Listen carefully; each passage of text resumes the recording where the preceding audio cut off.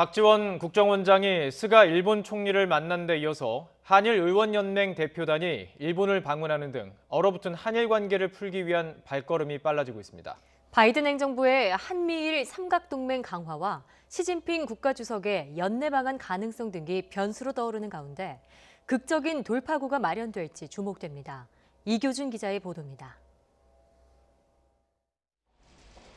박지원 국가정보원장이 한국 고위급 인사로 처음으로 스가 요시히데 일본 총리와 만났습니다. 한일 관계 정상화에 대한 문재인 대통령의 의지를 전달했습니다.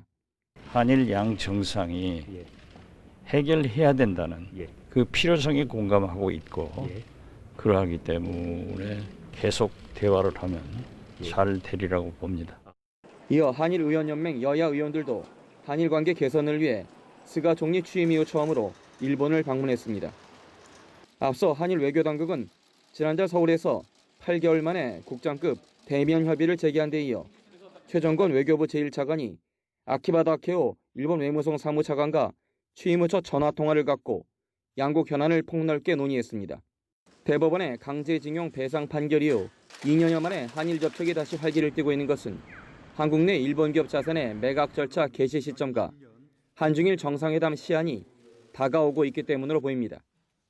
여기에 바이든 행정부 출범 이후 미국이 한일 과거사 문제에 적극 개입할 경우 한일 모두에게 적잖은 부담이 될 수 있다는 우려도 깔려 있습니다. 바이든 정부의 중요한 대외 정책 한 축이 동맹 중시라고 여러 번 강조하고 있으니까 그 중시하는 동맹국 간의 문제가 역사를 둘러싸고 계속 어렵다고 하면 큰 이슈로 인식이 될 것이고 거기에 대해서 트럼프 정부 때보다는 좀 적극적으로 관여할 가능성이 있다. 오바마 행정부가 2015년 12월 한일 위안부 합의를 성사시키는 과정에서 당시 바이든 부통령이 적잖은 역할을 한 것으로 평가됩니다. 따라서 바이든 행정부도 중국 견제를 위해 한미일 삼각협력 체제를 동맹 수준으로 끌어올리기 위해 한일 갈등 봉합을 서두를 경우 새로운 긴장 국면이 조성될 가능성도 배제할 수 없습니다. YTN 이교준입니다.